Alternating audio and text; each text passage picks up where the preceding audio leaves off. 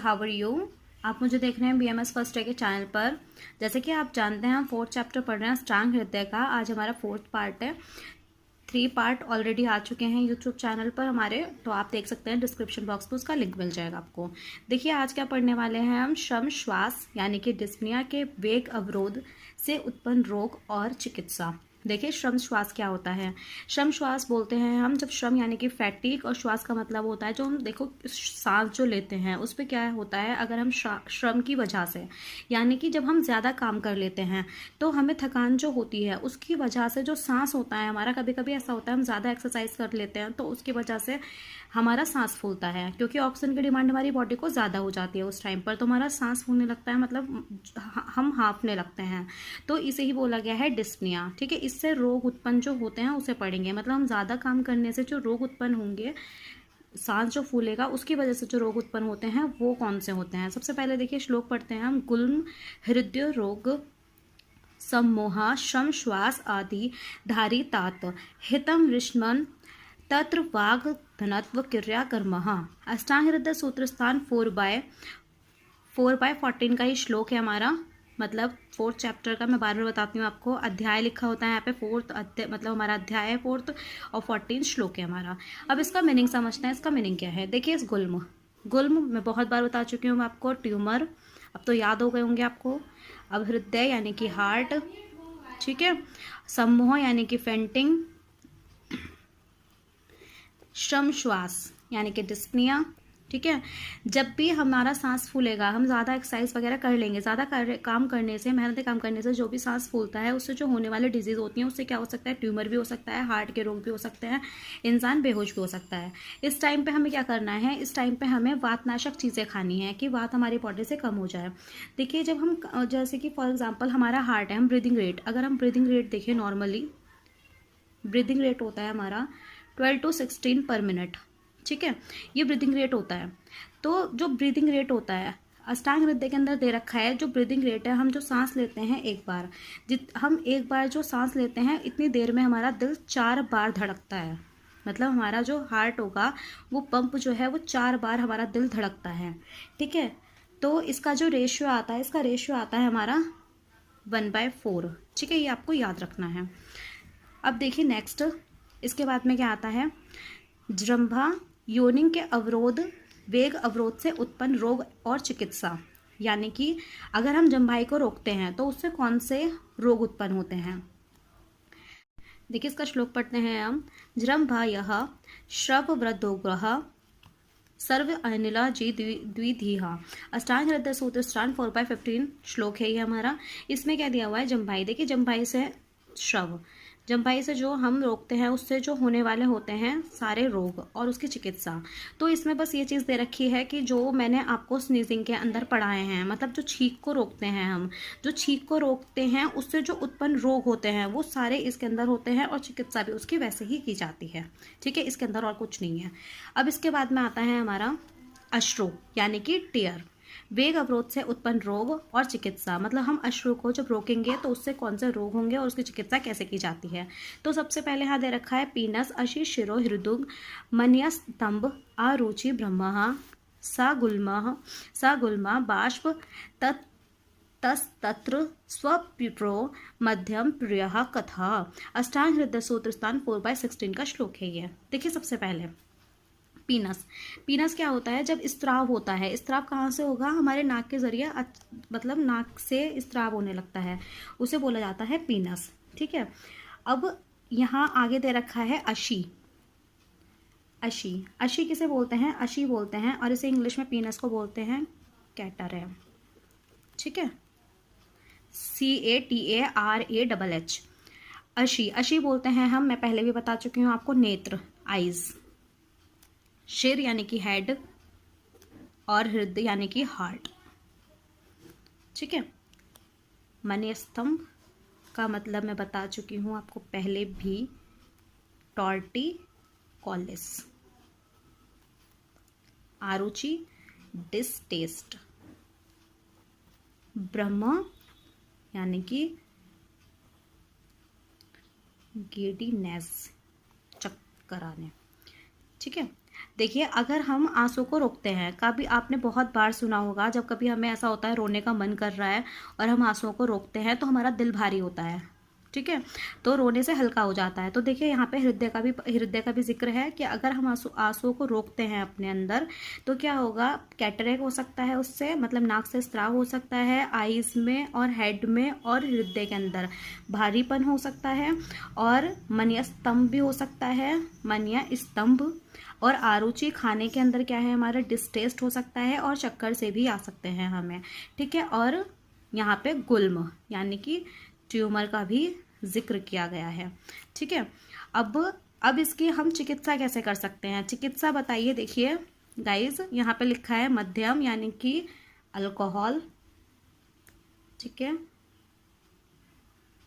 Alcohol पीकर या फिर प्रिय कथा यानी कि अच्छी स्टोरी सुनकर, मतलब अच्छी अच्छी कथाएं सुनकर हम अपने आप को, मतलब वही चीज़, मन को शांत करना है हमें, आंसू से बचना है। कि आंसू नहीं आए तो सच्ची बात यह है कि हम अपना मन कहीं और लगाएं, या फिर ऐसा करें जिससे हम कहीं और लगाने का मतलब ये है कि हम कथाएं सुनेंगे, स्टोरी पर हमारा ध्यान जाएगा, तो हमें ये करना है। और देखिए यहाँ पे लिखा है बाष्प तस्तत्र, वाष्पीकरण मतलब वेपराइजेशन। जब वाष्पीकरण होता है ना, वेपराइजेशन, तो कभी कभी हमारे आंसू जो होते हैं, टीयर्स जो होंगे वो अल्कलाइन होते हैं। ये तो आपने पढ़ा होगा, 12th में भी पढ़ा होगा, अल्कलाइन होते हैं, ठीक है। और वेपराइजेशन मतलब कि जब हम कभी रोते हैं तो ऐसा होता है कि हमारे जो आंसू होते हैं अपने आप ही नष्ट हो जाते हैं वेपराइजेशन के कारण, ठीक है। अब नेक्स्ट है हमारा इसके बाद में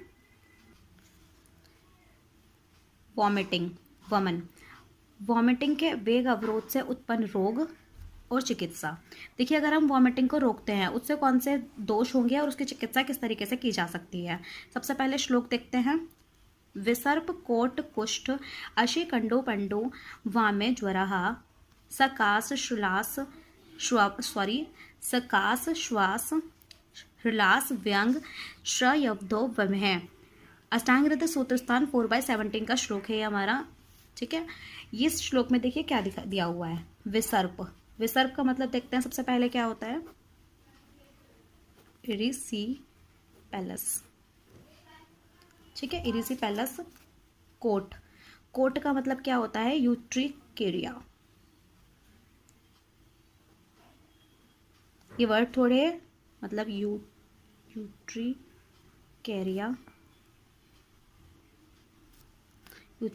और कुष्ठ का मतलब होता है स्किन डिजीज हो जाती है।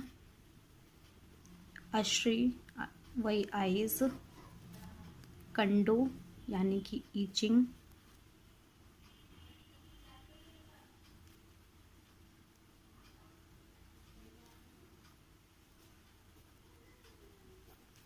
पंडो यानी कि अनीमिया,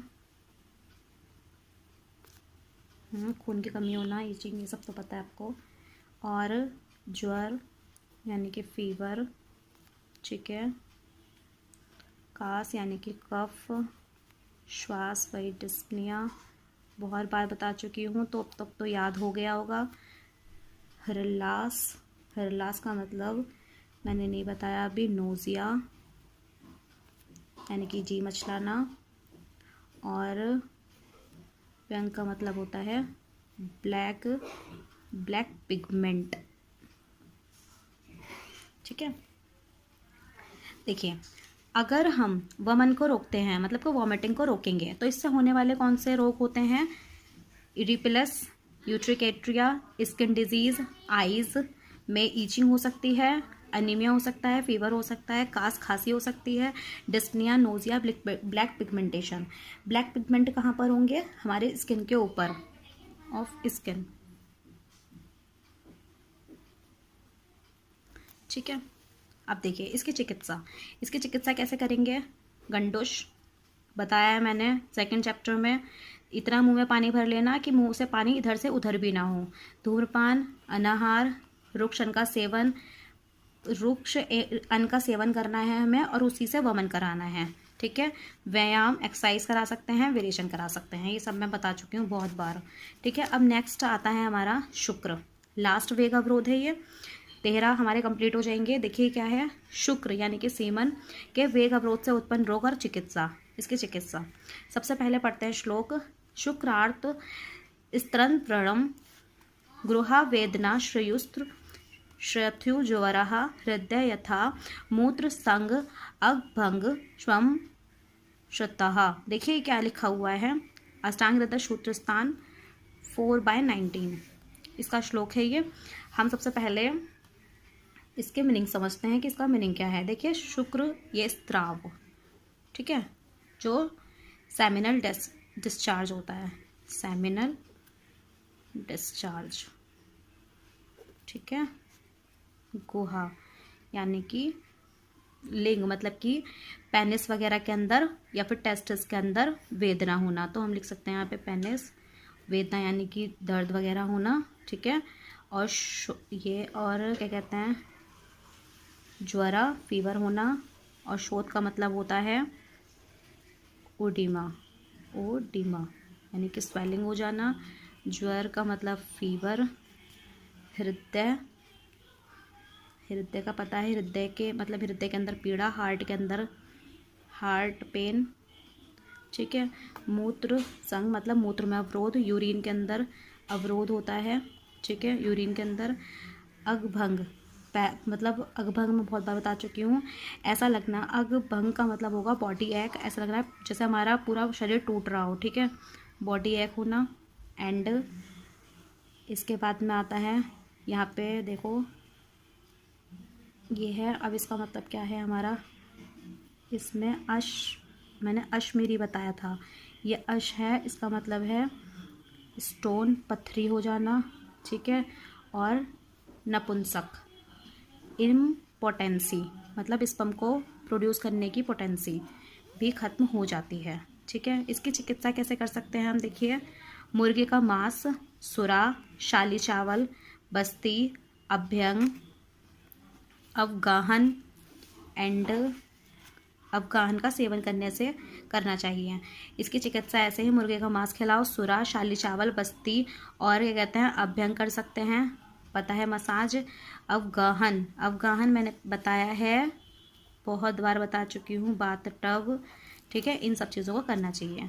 आज की वीडियो में गाइस बस इतना ही। अगर आपको कुछ भी समझ में नहीं आया हो तो आप प्लीज़ कमेंट करके मुझसे पूछ लीजिए। अगर आपको मेरी वीडियो पसंद आई हो तो लाइक करें, मेरा चैनल सब्सक्राइब करें एंड बेल आइकन को प्रेस करना नहीं भूलें। देखिए गाइस आज हमारे जो ये 13 वेग थे, 13 वेग जो हम लिख रहे थे, 13 वेग जो होते हैं वो हमारे कंप्लीट हो चुके हैं।